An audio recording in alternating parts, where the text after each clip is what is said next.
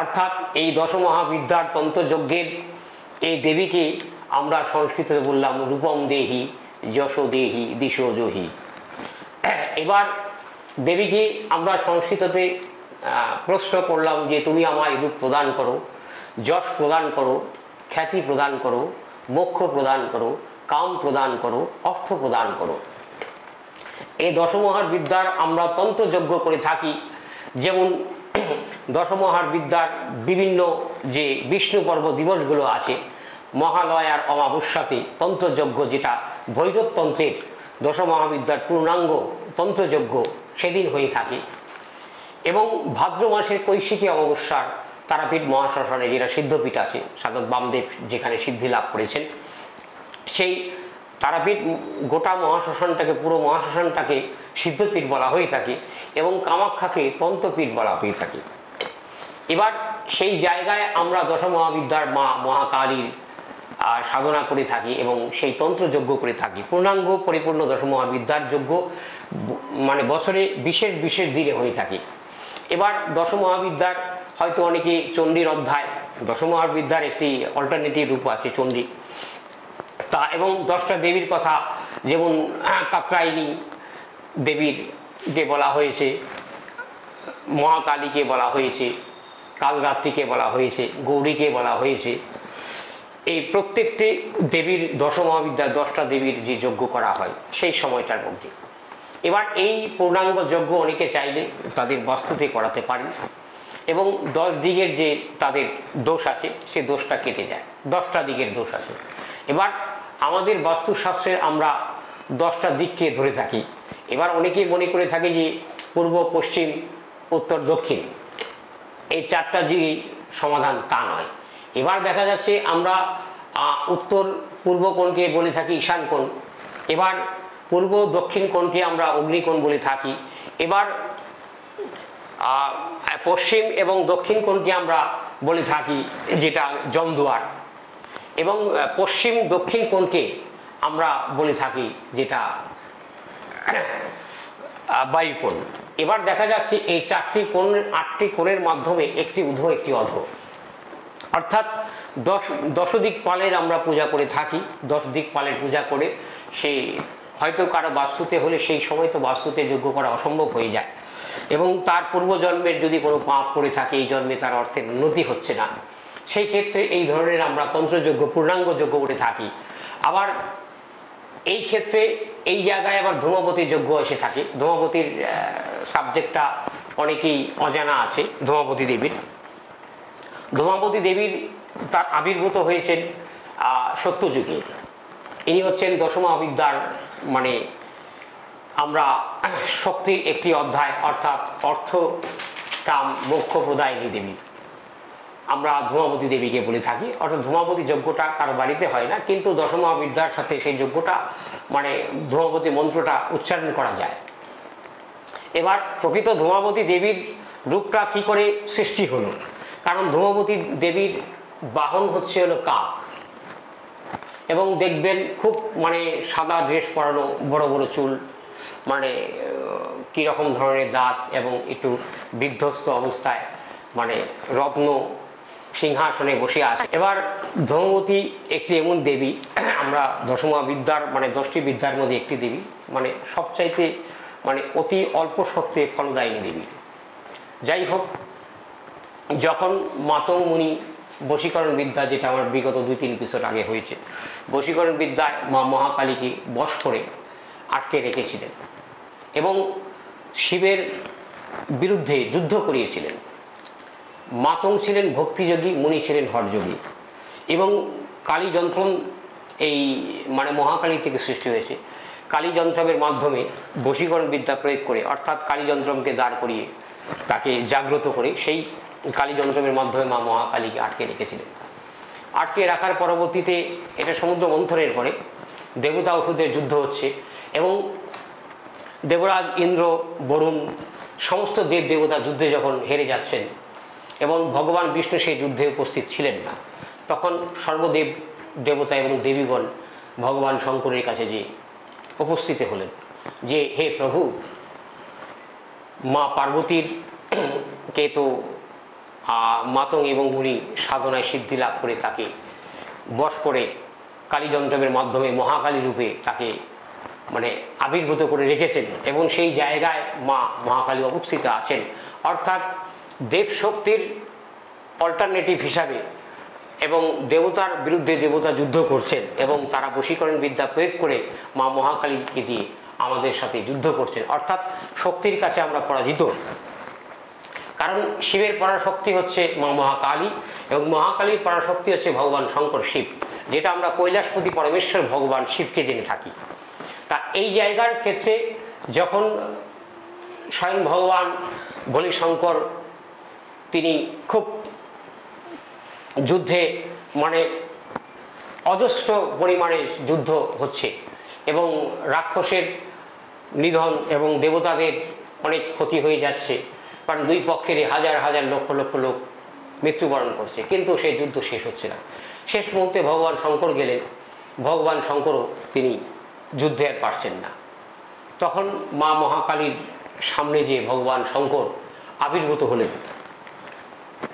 এবং দেবীকে বলছেন যে তুমি যুদ্ধের প্রহার থামিয়ে দাও, তুমি যুদ্ধের প্রহার থামিয়ে দাও, এই যুদ্ধ বন্ধ করো, কারণ আমাদের নিজেদের বিরুদ্ধে নিজেদের যুদ্ধে লেলিয়ে দেওয়া হচ্ছে, আমরা এই যুদ্ধটা ভুল করে করছি, এই যুদ্ধটা করা যাবে না।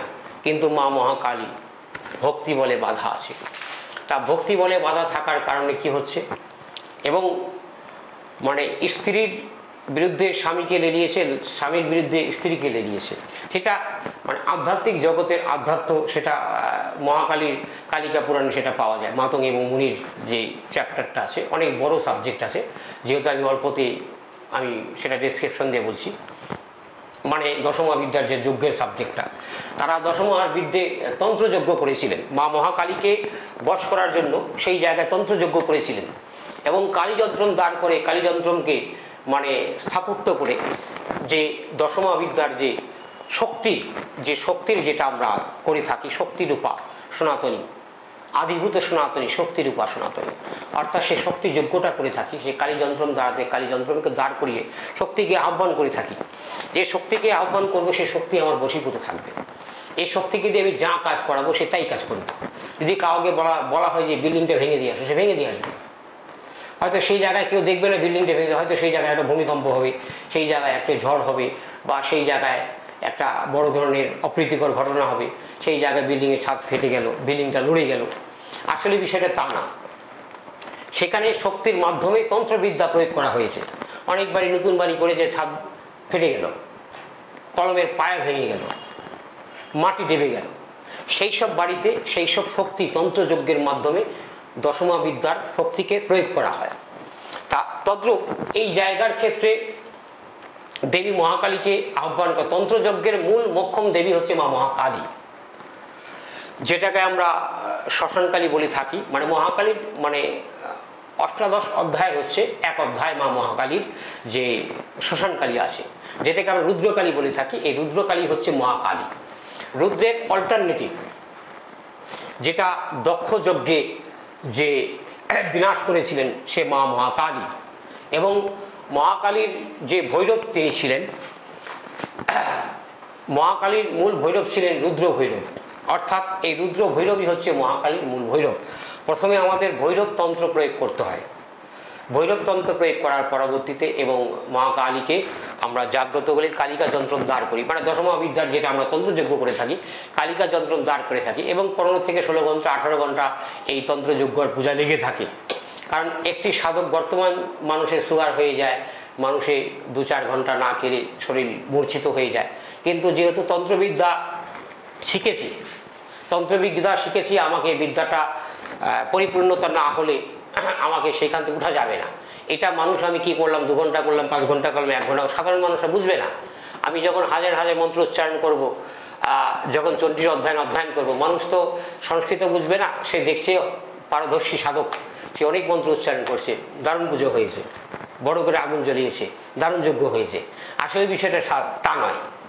এবং দেখা যাচ্ছে অনেক সাধকরা তন্ত্র জানেন না, মন্ত্র জানেন না, সাধনায় সিদ্ধি লাভ করেননি। এবার সাধনায় সিদ্ধি লাভ করার কিছু স্তর আছে। কি রকম? অনেকে তন্ত্র সাধনায় সিদ্ধি লাভ করে তন্ত্র সিদ্ধ করেছেন, অনেকে মন্ত্র সিদ্ধ করেছেন।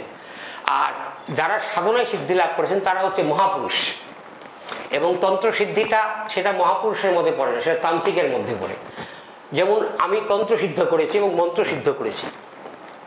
তন্ত্র সিদ্ধ করেছি কামাখ্যায়, তন্ত্র সিদ্ধ করেছি কামাখ্যায়, এবং মন্ত্র সিদ্ধ করেছি তারাপীঠ মহাশ্মশানে, যেটাকে সিদ্ধপীঠ বলা হয়। এবার আমাদের এই কামাখ্যা নীল পর্বতে, এবং আমরা কামাখ্যা দেবীকে সংস্কৃতে বলে থাকি কামাক্ষী বড় দেবী নীল পর্বত বাসী তাং দেবী জায়গা তারা মার্ত জনিমুদ্রা অবস্থিত। অর্থাৎ আমরা সেখানে আমাদের জনিমুদ্রাকে আহ্বান করে, সেই কাম শক্তি দেবীকে আহ্বান করে সেই তন্ত্রযজ্ঞ এবং এই কাম শক্তির দ্বারাতে এবং কামতন্ত্রের দ্বারাতে মহাকালীর যন্ত্রকে আমরা দাঁড় করে থাকি। এবং দাঁড় করার পরবর্তীতে সেই জায়গায় বশীকরণ বিদ্যার আবির্ভূত, সেখানে একটা শক্তি বিরাজিতমান হয়। কারণ যারাই এই তন্ত্রযজ্ঞের মাঝে বসে থাকবেন, তারা তন্ত্রযজ্ঞ দেখবেন, তারা অনেক একটা শক্তির অনুভূতি করবেন এবং খুব সুন্দর সুন্দর কিছু মানে তারা অনুভব করবেন। এবার এই জায়গার ক্ষেত্রে যখন মা মহাকালীর আবির্ভূত হলো, শিব এবং শক্তির যুদ্ধ হলো, তখন অসুর আর দেবতাদের যুদ্ধ নেই, তখন শিব আর শক্তির যুদ্ধ হচ্ছে। শিবের পরাশক্তি হচ্ছে পার্বতী, পার্বতীর পরাশক্তি হচ্ছে শিব। কারণ শিবের অভিন্ন পার্বতী, পার্বতীর অভিন্ন শিব। এবং এই পার্বতীকে আমরা তন্ত্রবিদ্যায় এবং সত্যযুগের শিবপুরাণে উমা মাহেশ্বরী আমরা বলে থাকি, এবং সেইখানে শিবপুরাণে উল্লেখ আছে উমা মাহেশ্বরীর কথা। যাই হোক, সেটা আমার অন্য কোনো এপিসোডে আসবে। তা সেই জায়গায় যখন ভগবান শঙ্কর আর মা মহাকালী যুদ্ধ হতে হতে সমস্ত ব্রহ্মাণ্ডর বিভিন্ন তারা খসে পড়ছে, বিভিন্ন পাহাড় পর্বত এবং অগ্নিগিরির লেলিহান শিখায় লাভায়, মানে পৃথিবীর। আচ্ছা গুরুজি, এই যে দশ মহাবিদ্যা তন্ত্রযজ্ঞ, এই দশ মহাবিদ্যা কথাটার অর্থটা কি? 10টা বিদ্যা, দেবীর 10টা রূপ। আচ্ছা, দেবীর 10টা রূপ, যেমন কালী, তারা, বগলা, মাতঙ্গী, ধুঙ্গাপতি, ভুবনেশ্বরী, ধূমাবতী, গৌরী, এইসব হচ্ছে দশ মহাবিদ্যার 10টা দেবী, অর্থাৎ 10টা দেবীর 10টা গুণ। আমরা দশ মহাবিদ্যার তন্ত্রশক্তির 10 ভুজার গুণের কথা আমরা বলছি। যা তন্ত্রযজ্ঞটা আমরা কিভাবে করি, যখন দেবী যখন আর যুদ্ধক্ষেত্রে যে স্বামী এবং স্ত্রী যুদ্ধ করছেন, শিব এবং শক্তি, সমস্ত ব্রহ্মাণ্ড উল্টে যাচ্ছে এবং অগ্নিগিরির লাভা, জল, সমুদ্র, বায়ু, আকাশ সব উল্টো হয়ে সমস্ত ব্রহ্মাণ্ড সৃষ্টির লয় নষ্ট হয়ে যাচ্ছে। তখন ভগবান শঙ্কর সে শিশুরূপে দেবীর কাছে শরণাপন্ন হলেন। তখন দেবী ভগবান শঙ্করকে গিলে খেয়ে ফেললেন, লাভ করে গিলে খেয়ে ফেলে তখন দেখলেন যে একই, আমি তো আমার মানে শিবকে গিলে খেয়ে ফেলেছি। তখন তার সমস্ত ক্রোধ থেকে নিজেকে তিনি মুক্তি করলেন। মুক্তি করার পরবর্তীতে সে বৈধব্য রূপ অর্থাৎ বিধবা রূপ ধারণ করলেন দেবী পার্বতী এবং ধূমাবতী রূপ, এবং শিব তার পেটের ভিতরে আছেন। তখন দেখলেন যে আমি যে অন্যায় করেছি, ভুল করেছি, হায় হায়, তখন তার ভিতরে অনুভূতি অনুতপ্ত হলো। তখন থেকে ধূমাবতী রূপের আবির্ভূত হলো। এবং দশমহাবিদ্যার মধ্যে আমরা মা মহাকালীর যজ্ঞ করার পরবর্তীতে বা গৌরী এবং পার্বতীর যজ্ঞ সেটার মধ্যে হয়, সেটা গৌরী গণেশের পুজো হয়। সেই জায়গায় গৌরী গণেশের পুজোটা করার পরবর্তীতে এবং বিঘ্নেশ্বর গণেশের পূজা আমাদের করা হয়। বিঘ্নেশ্বর গণেশের পূজা করা হয়। বিঘ্নেশ্বর গণেশ এবং গৌরী গণেশের পূজা করার পরবর্তীতে তখন দেবী, আমরা ধূমাবতী দেবীকে আহ্বান করি। কী কারণে? যে ব্যক্তি এই যজ্ঞটা করাবেন, এবং এই যজ্ঞ অল্প খরচের নয়, অনেক ব্যয়বহুলের যজ্ঞ আছে, এবং 2-4-5 হাজার পণ্ডিতের মধ্যে, তান্ত্রিকের মধ্যে একজন এই যজ্ঞটা করতে পারেন না। অনেকে অনেক বড় বড় গল্প করেন যে 10-12 ঘন্টা আগুন জ্বালিয়ে চুপচাপ বসে থাকেন, মনে মনে ওই মালা জপ করছেন। তাদের বলছে যে এই মন্ত্র জোরে বলা যায় না, এই মন্ত্র জোরে করা যায় না, তোমাদের অসুবিধা আছে। আসলে সেই যজ্ঞটা সে করতে পারে না। এটা জাস্ট লোক দেখানো যোগ্য হয়। এবং এই 15 ঘন্টা 14 ঘন্টা 12 ঘন্টা মন্ত্র বৃষ্টি হবে, যেমন সমানে ঝড় তুফান হচ্ছে সেই মন্ত্র, যেমন ওম নমস্তে চন্ডিকে চন্দ্রমুণ্ড বিনাশিনী নমস্তে কালকে কাল মহাবলী বিনাশিনী শিবের রক্ষ জগদ্ধাত্রী প্রসীদ হরবল্লভী প্রণমামি জগদ্ধাত্রী জগৎ পালনকারিণী জগৎ খবঙ্করিণী বিদ্যাং জগৎ সৃষ্টির বিধায়িনী করলাং বিকটাং ঘোরাং মুন্নমালা বিভূষিতাং হরা চিত্তাং হরাধ্যায়িত নমামি হরবল্লভাবং গৌরী গুরুপ্রিয়া গুরুবর্ণ অলঙ্কার বিভূষিতাং হরিপ্রিয়াং মহামায়াং নমঃ ব্রহ্ম পূজিতাং। অর্থাৎ এইভাবে মোটামুটি 14-15 ঘন্টা মন্ত্র বৃষ্টি হবে এবং এই দশমহাবিদ্যার দশভূজার যজ্ঞ চলতে থাকবে। এবার যে ব্যক্তিটাই যজ্ঞটা করাবেন তার অনেক একটি ব্যয়বহুলের ব্যাপার আছে। এইসব যজ্ঞ বিশেষ করে আমরা তারাপীঠ এবং কামাখ্যার মতো জায়গায় করে থাকি। বিশেষ করে কামাখ্যায় হলে নীল পর্বতের গুহায়, বিভিন্ন গুহায় করে দেওয়া হয়। গুহায় যজ্ঞটা করলে কি হচ্ছে, গুহার মধ্যে যে মন্ত্রের শক্তিটা সেটা ভারসাম্যমান হয়, সেটা প্রকম্পিত হয় এবং ভাইব্রেশন হয়। সেই মন্ত্রের শক্তির দ্বারাতে সেই ব্যক্তির জাগতিক উন্নতি, আধ্যাত্মিক উন্নতি অর্থাৎ কর্মসংস্কার হয়। আর সবচাইতে এই যজ্ঞটা বাড়িতে করা যায়। বাড়িতে করতে গেলে যে মা দেবী ধূমাবতীকে আমরা অল্প আহ্বান করি, অর্থাৎ 10-20টা 20টা লাইন আমরা দেবীর, যেটা শুভ ফল প্রদান করে। কারণ যেখানে ধূমনেত্র বধ, চন্ডমুণ্ড বধ করেছেন দেবী চণ্ডী, মানে চণ্ডীর আমরা অধ্যায়গুলো করে 18টা অধ্যায় 18টা সাবজেক্টের আমরা পাঠ করে থাকি। এবার ধূমলোচন বধ, চন্ডমুণ্ডকে বধ করেছেন এবং মহিষাসুরকে বধ করেছেন। কিছু কিছু অধ্যায় আমরা বাদ দিয়ে সেই জায়গার ক্ষেত্রে আমরা দেবী ধূমাবতীর 10 থেকে 20 লাইন মন্ত্র, যেটা ফল প্রদায়নী যে লাইনটা আমরা করে থাকি।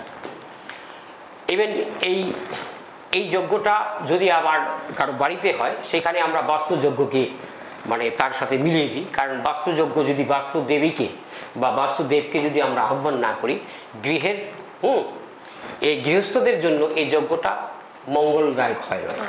কারণ দেখা যাচ্ছে কি, অনেকে শান্তি সস্তায়ন যজ্ঞ করে থাকে। শান্তি সস্তায়ন অর্থাৎ বাড়ির শান্তি এবং মঙ্গল কামনার জন্য করে থাকে। কারণ শান্তি সস্তায়ন যজ্ঞটা সম্পূর্ণ আলাদা, আর এই তন্ত্রযজ্ঞটা সম্পূর্ণ আলাদা। তন্ত্রযজ্ঞটা এটাই করা হয়, তার মধ্যে বিঘ্নেশ্বর গণেশ হবে, গৌরী গণেশ হবে এবং বাস্তুদেবী এবং বাস্তুদেবের যজ্ঞটা সেখানে অ্যাড হবে, মানে যোগ হবে। তা সেই জায়গার ক্ষেত্রে সেই বাস্তুর উন্নতি বা বিভিন্ন গ্রহের বাধা, পূর্বজন্মে অভিশাপজনিত যে বাড়িগুলো আছে, সেই সব বাড়িতে যদি এই যজ্ঞ করা হয়, সেই বাড়ির বাস্তু সংস্কার, ভিটার সংস্কার, সেই বাড়ির ব্যক্তিগুলোর যে আয় উন্নতি, রুজি রোজগার হতো না, সেই জায়গায় উন্নতি হয় এবং তাদের সন্তানদের কোনো উন্নতি হয় না।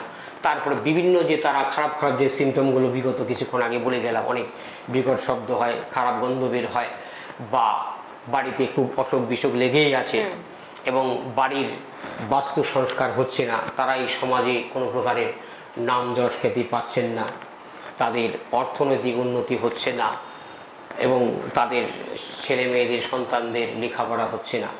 এই সব ধরনের বিষয় মিলে আমরা এই তন্ত্রযজ্ঞ অনেক সময় অনেক বাড়ির ক্ষেত্রে করে থাকি, কিন্তু সেটা সময় সাপেক্ষ এবং ব্যয়বহুল এবং বিভিন্ন যে নিয়ম অনুসারে।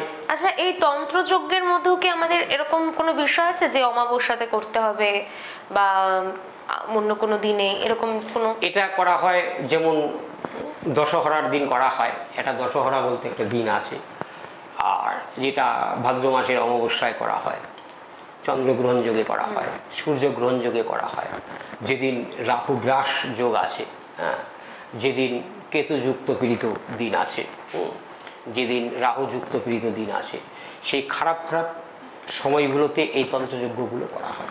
কারণ এই খারাপ কর্মকে খারাপ কর্মের দ্বারাতে যেমন লোহা দিয়ে লোহা কাটা হয়, তদ্রূপ ঠিক সেইভাবে সেই যজ্ঞগুলোকে সেই সব বাড়িতেই করা হয়, যে লোহা দিয়ে লোহা কাটা হবে এবং খারাপ সময়কে খারাপ দিয়ে প্রতারিত করে এবং শুভ শক্তিকে সেই বাড়িতে প্রবেশ করাতে হবে এবং সেই সব ব্যক্তিদের মানে ভাগ্যেতে শুভ কর্ম এনে দিতে হবে। অর্থাৎ ভাগ্য সংস্কার, কর্ম সংস্কার, বাস্তু সংস্কার, জগৎ সংস্কার, আধ্যাত্ম সংস্কার, এই সংস্কারগুলো তখন হয়ে থাকে।